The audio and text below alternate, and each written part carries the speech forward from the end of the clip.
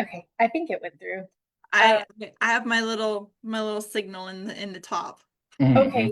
it still gives me a like a bad you can't do this thing. So I'm like, I think it went through. But okay, good afternoon. Welcome to episode 5 of Texas Living in the Texas Hill Country. I'm Carly Howell. I'm the county extension agent in Blanco County.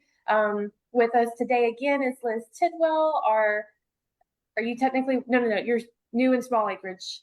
Technically, my official title is Wildlife Program Specialist, is what It I is tell okay, everyone. sorry. But if you really want to go the full one, it's like Wildlife Program Special or Small Acreage Wildlife Program Specialist. But I just say Wildlife Program Yeah, Specialist. It's okay. easier. We also have Mark Zoeller with us today. He is the agent in Bandera County. And so, Mark, I don't know if you want to introduce yourself a little bit.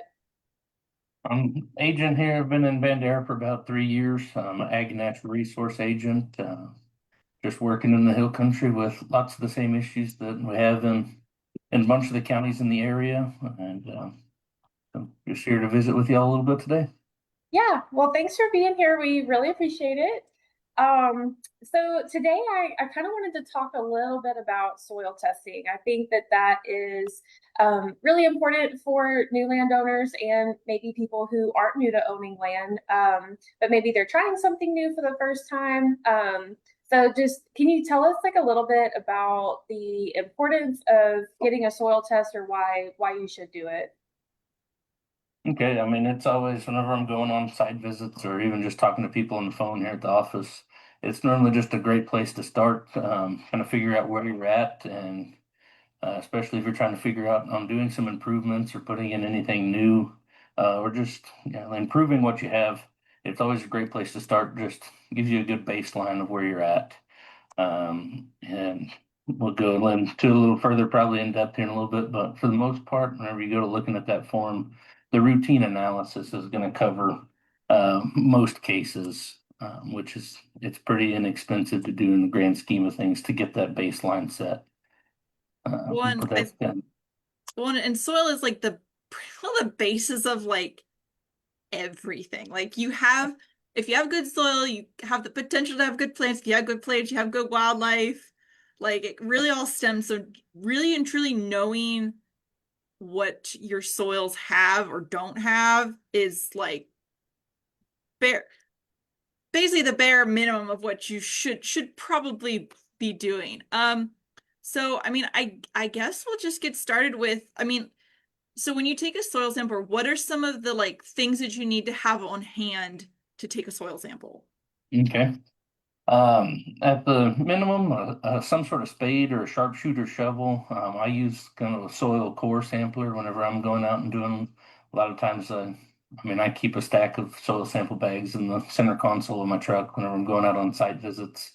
If nothing else, if I'm out of forms in the truck to fill out, I can at least help them get the sample and tell them where to print the form off on the website.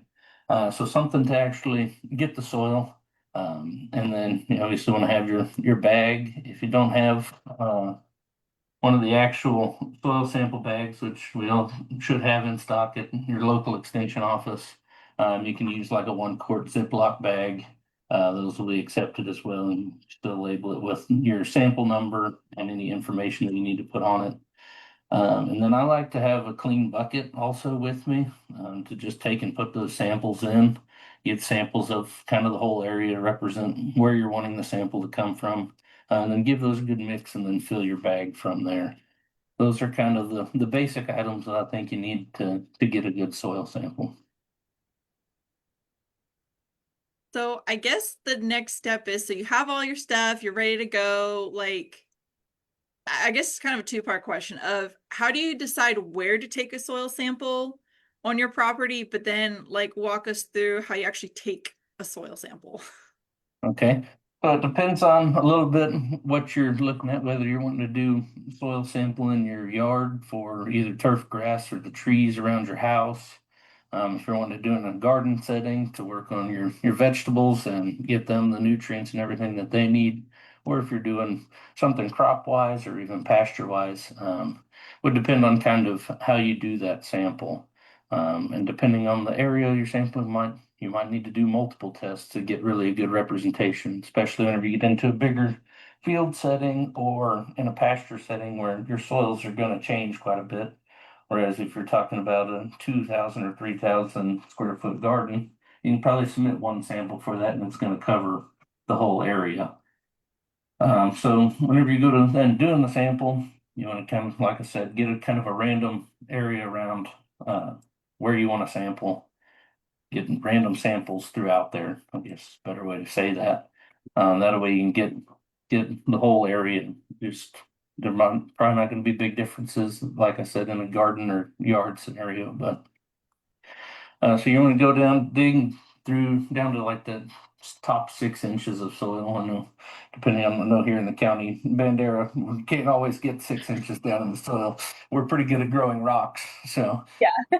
but the goal is to get that top 6 inches of soil and do that in multiple places, enough to fill up to the fill line on those bags, or roughly 2 cups worth of soil. If you're wanting to do kind of a breakdown of your clay, silt, and sand, then you might need to put a second bag in there just to make sure they have enough soil for that test. But that really covers everything. But yeah, get that top 6 inches soil. Make sure you have enough to fill up to the fill line on the bag. Mix that soil up good in your clean bucket, and make sure it's a clean bucket, that you don't have other stuff that's going to fill off your sample. And then fill that bag. Put the form, there's a few different forms depending on what you're wanting to sample. There's an urban one, and then just a kind of a general one that can be used more for large sample stuff. You need to fill out that form with all your information. They can either do email or mail results. There's a little charge for snail mail results. Email ones are no extra charge. So put your soil in a box, the form, and payment. You can pay either check, money order, or there's an online pay option that you can fill out once you pay online. And then put that in there. Back of the form has mailing information on it, whether you're using postal service or FedEx, UPS. There's 2 separate addresses depending on how you ship it. That's basically what you need to get it submitted. So it's really as simple as going out, digging up some dirt, putting it in a bag, and just mailing it off. Yep, and then normally 7 to 10 days you'll have your results back. So if somebody's taking a sample, say like in their yard for turf grass, they should try to obviously remove as much vegetation and roots from the sample as possible, if possible. Yes, if possible. They really want just the soil itself. So for y'all, if there's rocks included in that, try to remove as Yep. many rocks as possible. Yeah, don't be like rocks all I have, so that's what I'm gonna send in. Yeah. No, you're bound to have some soil out there. I mean, even if you only got ½ inch of topsoil, I mean, you're probably gonna have some other steps in there to remedy to get things growing if that's all you have. But Yeah. yeah, the rocks don't test very well. I bet not. They probably aren't very kind to their machine. Yeah. Or your back. Yeah, or your back. Yeah. And it would make probably shipping would probably be a little bit more if you're trying to ship rock. Oh, that's a I good would point. I would imagine. So save yourself some money, save yourself some sweat and tears, and just leave the Don't rocks. do the rocks. Yep. Leave the rocks in your yard and make a nice rock pile. Yeah. So I guess, is there like a good time of year versus a bad time of year to collect a soil sample, or is that something that you can kind of just do whenever? You can really do them whenever. I think the main thing to consider on timing is like on a garden scenario, if you're planning to plant, at the end of March, go ahead and take that soil sample sometime in the fall. That way you have time to do those soil amendments and get your soil where you want it to be. Don't be like, oh, I want to plant my garden next week. It's time to do a soil sample. Because yeah, you're going to get the information that you need and what recommendations they have for you, but you're not going to have time to fix anything before you're ready to plant. So the main time thing I would say is giving yourself plenty of time. And then, you know, if you're planning on doing a garden every year and you're gonna plant kind of at the same time, go ahead and kind of get on doing that at the same time every year and doing that annually. That way you can kind of check up, well, this is where I was last year. I did these things to try and improve, and this is what I'm at here. What else do I need to improve to get to where I want to be? Gotcha. Yeah, that's a very good point that a lot of people start thinking about planting in their garden, like you said, like in the spring, and they're like, I should probably start doing this stuff. And it's like, if you really want to benefit your garden, you really should be like, you should start planning everything Yep. in the fall. Even just deciding what you're gonna plant. Because I mean, I'm 100% guilty of this when it comes to like my vegetable garden. Is I'm always like, I really want to plant this year. And it's like because I start seeing the plants show up at the store and I'm like, ooh, it's time. It's time for the Yeah. vegetable garden. When really in reality, I should have already done that in the fall. Yep. So I'm 100% guilty of that one. I Uh, don't know, I Carly, think I think everybody I think I everybody am is. too. Yeah. I'm yeah, like, I oh, that think one looks cool. That one looks cool. and you're like, oh, I I get didn't home think and this. I have all containers. I don't put anything in my my yard. But I'll get home and I'm like, oh well, gotta go back to the store and get more Yeah, containers. Lack of you're like, I planning. don't have containers. Oh, I don't have enough soil. I Yeah. probably, It's I did always not, that good too. I always have to get soiled. I did not think this through very No. well. Um, so I guess another part of that is, so obviously like in the hill country, just in general, like it's pretty easy to dig up soil like after it rains. Would it be bad to send in a soil sample that got a little bit of rain, or should you wait till your soil dries to take that sample? I mean, you don't want to send it whenever it's too wet, but a little bit of moisture is not necessarily going to be destroy your sample or whatever data you're going to get. Gotcha. Obviously, if you send in a mud ball, it might throw things off a little bit. Well, I was gonna But say, because you're sending them in, if you have the actual soil sample bag, it's a paper bag. Huh? yes, That's what I was So gonna say. yes, well, and that they're really just like a brown paper bag now. yeah. They used to be kind of almost like a wax type paper, the Didn't older ones, but did they used to be white? yep, they were white and with blue on them. They used to be. I Okay, had a that's bunch what of I thought. Schleicher County. So we still had in the office was a bunch of those. So yes, if you're sending it in a paper bag, definitely no wet samples. Speaking out of your bag. Yeah. Uh-huh. Yeah, I'm sure the post office would really it's probably not the worst thing they've had come through the mail, but it's probably not. I Their mean, favorite. yeah, probably not their favorite. I'm sure some other people that have mail are not gonna like you. Yeah. You're gonna get their And mail all wet and another thing we mentioned earlier on shipping the rocks, so it's going to be a little bit heavier. If it's real wet sample, you might be paying a little extra postage as well. So That's true. that is another good point. Um, so I guess so okay, you've taken your sample, you have it in your bag. Where does it need to go? okay. So on the back of the soil sample form, I guess let's rewind. Filling out your soil sample form. That'd okay. probably be a better next step. Like I kind of mentioned a little bit earlier, there'll be a bunch of information at the top of the form, you know, name, email address, county where the sample is taken, all of that kind of general information will be up there at the top.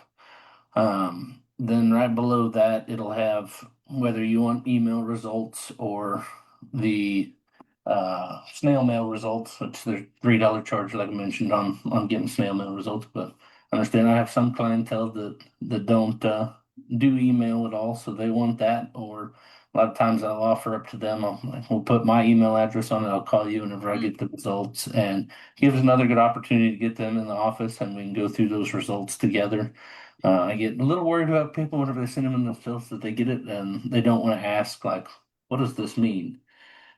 So that's another good way that I've done it in the past on those that don't want to do email. Saves them money, gives us another chance to educate them well and go through those things in person. There'll be a little box on the form. Excuse me. Box on the form for payment. Like I said, we kind of walk through those payment options, but you can choose one of those. And then there'll be another little box that shows all the different tests. whether it's routine analysis, routine with the extra nutrients added on. I don't have one of those in front of me. I need to probably grab one of those in a second, but all those different tests, like I said, routine covers most things unless we've gone out and talked to you and we think that there might be something else that we need to look at the amount of, whether it be something minor like boron levels or something like that that can really throw off um, some of your plant's growth and that type of stuff. So then on the bottom of the form, it'll have it'll ask you, depending on if you're using the urban or the other one, the acreage or the square footage of the area you're sampling.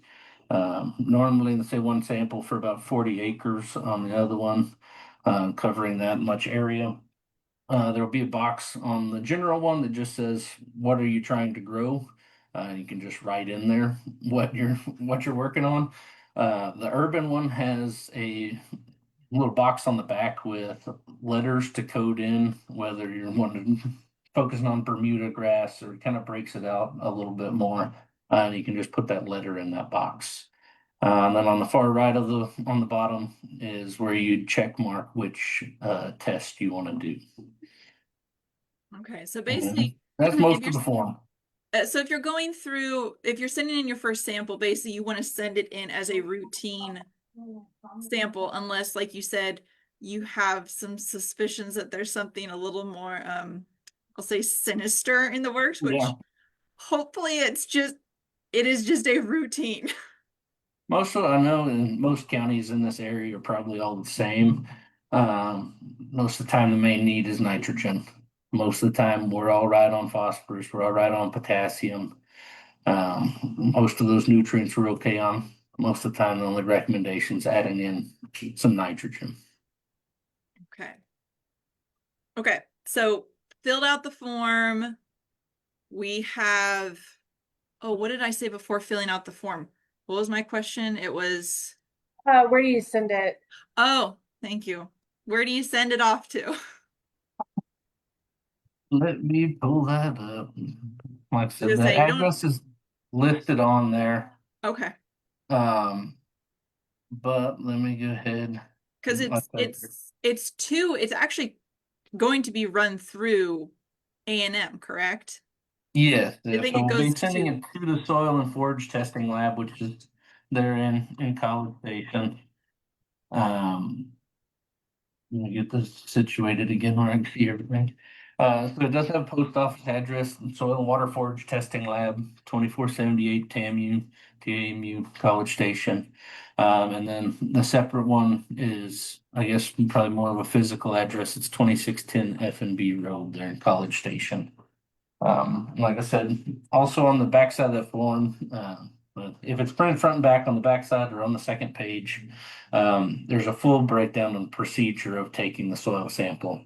Lists out everything step by step on what you need to do, and walks you through the different payment options. All of that is listed on there step by step. So if you come into the office, pick up a form, and your agent walks you through it a little bit, but you're like, I don't remember exactly what step to do next. Just look at that second page and it'll Yeah. show you what you need to do. I have it pulled up. Do you want me to share my screen? Yeah, if you want to, or I have one pulled up now as well, Okay. the Yeah, general one. if you want to share, you can, because it really is very step by step. When I'm a little bit better at it now, but when I first started and people came and asked me about soil samples, I'm like, I don't know, let's read this paper together. It's very laid out. So is that going up correctly? yes. Yeah. Okay. But yeah, up here in the top part, like I said, this is all the general information, name, all of that. Um, Type of stuff needs to be filled out. And here's the payment box that I was talking about where you do check money order, make checks payable to soil testing laboratories listed right there. Sometimes people have trouble finding who to write the check to because it's kind of mixed in there with a bunch of other stuff. There's the box where you can do email results or the mail-in results. And then here's breakdown of all of the different tests you can do with pricing. Oh, so depending on what test you have run, it's going to cost you a little bit more, a little bit less potentially. Yes, so that routine analysis starts at $12 per sample. So I normally try and tell people with the shipping the sample off, you're looking somewhere probably right around $20, Yeah. depending on how you ship it. Yeah. Uh, So do people need to come in to the county office and speak with y'all to get one of these forms, or do they have them available on the website if they want to print it off at home? all of the different forms are available on the website that you can print off. The only thing the lab does not stock or send out the individual bags to people. Uh, so if you don't want to send it in a Ziploc and you want to have one of these bags, then you probably need to go into the office and pick up one of the actual soil sample bags. But really, you don't have to come into the office at all. If you want to send it in a quart Ziploc bag, print your own form off online, send it to us or send it to the lab, then you can do it without really coming into the office if that's what you prefer to do. But like I said, I prefer being able to talk through those results with people. Gotcha. Okay. So like sent off our soil sample. How long can we expect to like get results back from the lab? Normally 7 to 10 days. Okay, I've so had them come in a little bit earlier than that before. It just depends on how many samples the lab's getting in. right. But they run them through pretty quick and get them back to you. Yeah, that is very efficient. I would have expected it to be closer to like maybe 2 weeks to get it back, but I'm sure they're very well practiced at this by Yep, now with how many samples they have to run through. definitely. But yeah, it is pretty impressive that normally about a week time frame you have those results back and see what you have. So when they give you the results, what's an example of like something that it will say on there? I actually have one of those pulled up. The screen should have switched over to it. This is one I sent in last year that I pulled out of my email earlier. So this would be kind of the one-page report that you'll get back whenever you send in a sample, and this is on a routine analysis. The rest of the graph will be filled in if you do the one step below or above below on the form, but one step above on testing. The rest of that would be filled in on the iron, zinc, manganese, all that type of stuff. So you get this graph, it can kind of look confusing to begin with, but this kind of dashed line here is the critical level line. Do you So do you they're mind kind of zoom do you mind zooming into that just a little bit? just a little bit, Just a little bit. Yeah, that better, or do we need one more? I do one more. Okay, Perfect. that looks good. go ahead and close that out. All right, so this critical level line here is kind of where they want most things to be at or above that line. So you can see here on our nitrogen, we're a little bit below there. I guess I'll start at the top instead of bouncing around, go kind of in order here. So it's going to start off, your first line is going to be your pH. A lot of times, um, here in my county, our pH is normally above that neutral 7. A lot of times ours are these high 7s and even low 8s is what we have here in Bandera County for the most part. And then, but let's say normal range is 5.5 to up into those low 8s. Um, on the pH. Conductivity is basically a reading on how much salt you have in the soil. Get too much. Normally, if it's in 3 digits, you're okay. You get up into the 4 digits, you can start having some growth issues on plants. Um, had one Taryn, he's the agent in Medina County. I don't remember what the number, but he had a lady send one in that the conductivity was astronomical level. I want to say it was up in like the 4 or 5,000 range. Wow.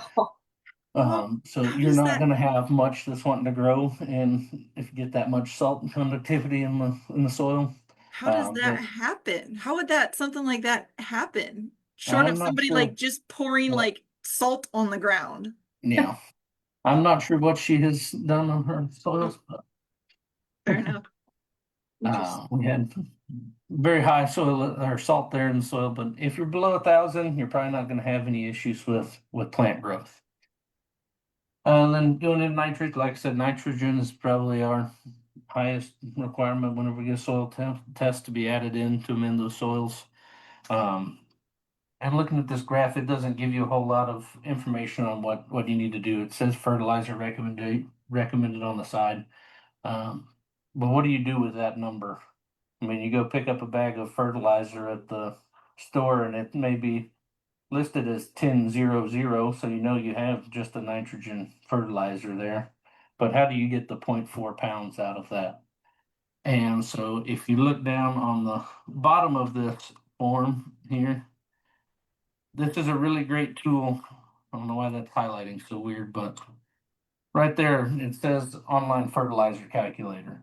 So that's another tool that the soil testing lab has on their website that you can put in what number of fertilizer you got. You can put in their recommendation and it'll tell you how much to spread over that area to get their recommendation. It's really a very useful tool. Besides trying to hurt your head trying to figure it out math with pen and paper. Yeah. Yeah. So utilize that tool. It's on there. It's free to use. You can put in all your information that you got from your soil test with the fertilizer you have, and it'll tell you how much to scatter or apply. So it has, like I said here a minute ago, it has fertilizer recommendation here on this box. Then also, if they are saying that you need to apply some fertilizer, it'll give you this short little rundown here below the graph as well. So this one, apply an additional 1 pound per 1,000 square foot during late summer for St. Augustine grass, midsummer and early fall for Bermuda grass and zoysia, and apply every 6 to 8 weeks for hybrid. So it'll give you, depending on what plant you said that you were submitting this for, it'll give you recommendation based off of that plant. And if you end up deciding that you're wanting to grow something else garden wise, they do have separate charts there on the soil testing website as well that kind of will break down requirements for different plants. So if you change after your soil sample, but it's still within the same growing season, you don't want to submit another one, then you can kind of compare that on the website as well. And so when you're doing your amendments, let's say that it is nitrogen and you go to the store, are you looking for just a bag of nitrogen or like how do you purchase this item or So this depending on nutrient? what store you're shopping at, will Sure. depend on what fertilizer they have available. Those three numbers on the bag are your N, P, and K, in that order. So, like I said, 1000 is the example I used earlier. That one would have the 10 would be the nitrogen, and then it has 0 of the other two in there. So, like for this sample, you don't need to add any phosphorus or potassium, and especially, and you can get into a little bit of an issue on having too much of things sometimes. So if you don't need it, then try and look for a fertilizer that doesn't have those things in it. I guess it's the easiest way to say that. But Yeah. I mean, you can get to the nitrogen requirement. I mean, with a low level one, you can get there. You're just gonna have to apply more of it. So you kind of got to balance out what your needs are compared to what you have available to buy. Sure. I mean, if you just need a little bit of nitrogen, you probably don't need to go out and buy something that's got a 30 or 40 for nitrogen on the fertilizer side. You can probably get away with one that's down there 10 or somewhere in that area. And I did just put down in the comment section the website for the soil testing lab, so y'all can go and click on that and see, like, you can go there, get all the information, the calculators that Mark had mentioned.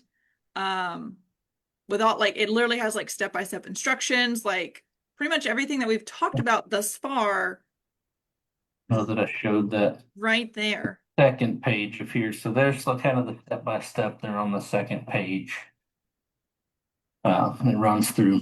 And like I said, this is the general soil one. Like there is the urban one, so I can probably pull up one of those as well. Go back to because it's mostly the same form. It's slightly different on a little bit of it. Apologies for not having all this pulled up beforehand, but I bet I can get to it fairly quickly.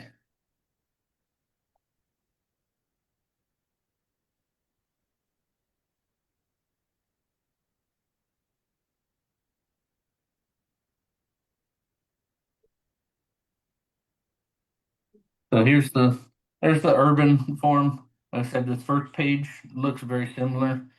This bottom part has a little bit more to it. It's got last time fertilized and what you fertilized with. And then, like I said, here's this box that you probably need to zoom in on this one too. But here's the box at the top. Depending on what you're trying to grow, you can just put this letter in here instead of writing out what you're planning to grow. That's the main difference between the two forms. A little bit different listing on the steps, but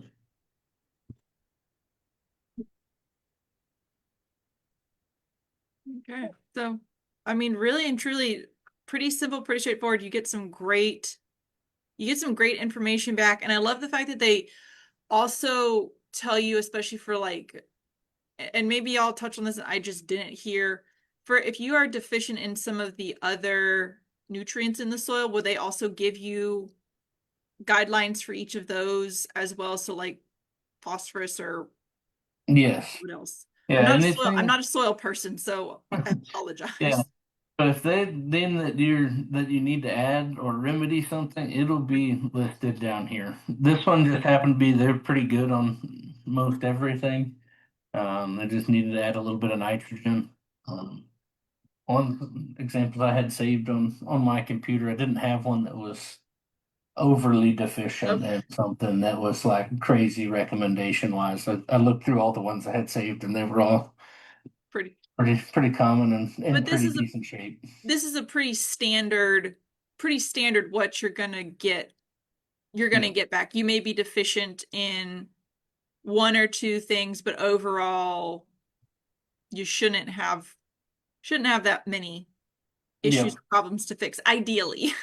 Ideally, I mean, I've run into cases where just nothing has been done on the place in a Yeah, long time, and so some of those come back a little low and got to add a little bit more to them. But a lot of the lawn and garden stuff, they're going to be pretty minor stuff that needs to be added to unless you have something really crazy going on. yeah. If you if you did have something really crazy going on and you made your amendments, how soon after that can you test again to see if your Mhm. amendments worked? So, I mean, Ish. I wouldn't go testing like weeks after. I'd Yeah. maybe look at doing a few months afterwards. If you have something really wrong, if it's like this sample, I would wait at least a year before doing it. But Yeah. if Okay. if you did something in the fall and you're like, whoa, I really need to add to this, maybe go ahead and month or month and a half ahead of time before you're going to plant, go ahead and send in another one to where you see if you just need to apply something else, like at the same time as planting or something like that, Sure. just to help those plants get started. That would be my recommendation on that. Very nice. So, and this kind of, I apologize if this sounds like a really dumb question. Again, I took one soil class. I took a soil class. It's about the extent, that's about the extent I can say is I took a soil class in grad school. So obviously if you have a yard, like it's pretty easy to go out there and, add some nitrogen into your soil, add anything else. But if you have a, a large or small property, more range type conditions, um, how could somebody amend some of those issues on a larger scale? Something that's not a field, more of I'll say a quote unquote natural setting. Okay. Those get a little bit more tricky, and a Yeah, lot of times it's not quite as cost effective to go ahead and do large scale applications and stuff like that. Unless they're in extremely bad shape and you're not getting anything growing, then it might be time to do something. But for the most part, Mother Nature kind of is going to take care of those more natural areas on her own. There's going to be some legumes mixed in with some of that that's going to help keep some of these things in check. It's not a bad idea, mainly on, I would say, if you're really not having much growing, kind of look at the whole scenario also, just to see what else might be going on, that it might not be fully a soil issue. But it's always good to check that. That's just going to be kind of a consult your agent on that and have somebody put a second set of eyes on it to see the whole scenario. Yes. Because like I said, the soil sample is a good baseline there, but there might be some other issues that are going on that might be easier to remedy than a large scale soil amendment. And that's, a great point. It's one of those where once you said it, I was like, that makes perfect sense. In the natural world, you have that mixture of plants. They're kind of doing what they need to do. And like you said, unless you have like nothing, then maybe it could be an issue. But yeah, the natural world kind of takes care of itself, generally Yep. speaking. As long as we Yep. don't come along and throw a wrench in the situation. Yeah, a lot of it can be handled through other management practices, like not being overstocked, not overgrazing. A bunch of that type of stuff can keep a bunch of your soil stuff, keeping from having a whole bunch of bare soil, keeping the microbial population happy by not letting the soils get too hot, keeping ground cover, all those types of things can really keep your soil in check without having to really add anything in and spend a bunch of money trying to amend things. That is absolutely a great point. Well, I mean, Carly, do you have any other questions? I don't think so. I think you covered everything I, really well. I think that was absolutely fantastic. Thank you so much, Mark, for coming on and talking about soil samples. It's one of those things where it's like, it's not something I think everyone thinks about. Like I hate to say it, it's just one of those things that's going on in the background that you truly don't ever think about, but it really is the basis for like your yard, for your property, Yep, absolutely. everything, Absolutely. everything. Yeah, and or maybe you do reach out to the extension office and you always hear them say, "Well, just get a soil test." We Yep. really need it because there really is importance behind it.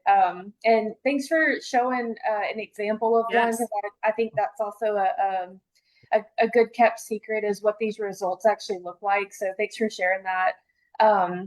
But I think, I mean, even me, like whenever I first started working here a couple of years ago, I had never seen one before I started working here. They showed us examples in college, but they were from years and years ago. They weren't updated. So it's nice to see like what all is actually included, and that it will tell you at the bottom almost exactly what you need to do. So that's helpful. Yeah, Carly kind of touched on it a little bit there, but contact your local agent if you get questions. I mean, they've got all the resources. They've got a bunch of the same stuff that I shared, and they've got a bunch of the same knowledge that I've shared as well. So, and they're probably more than happy to come look at the whole situation, because that helps a lot of times. We can try and piece things together sometimes off of bits and pieces of information, but sometimes it's a lot easier to go out and put eyes on it to give you the best help that we can. Absolutely. All right. Well, Well, thank you. yes, thank you so much. Yes. Thank y'all for Yep. having me. Yeah, absolutely. Well, we hope everyone enjoyed today. If y'all have any questions, reach out to your county extension agent about soil testing. We'll be back next week. We have Dr. Megan Clayton on next week, and she's gonna plant ID. I think so. Okay. I think she's got something fun planned for us. So we will see y'all next week. Yes. Bye, everyone. Bye. Thank y'all.